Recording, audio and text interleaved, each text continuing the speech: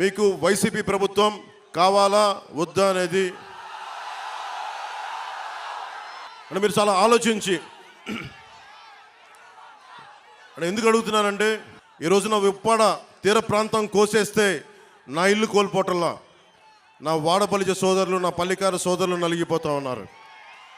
నా వాడపలిజ ఆడపడుచులు నలిగిపోతూ ఉన్నారు. అక్క చెల్లెలు నలిగిపోతూ ఉన్నారు.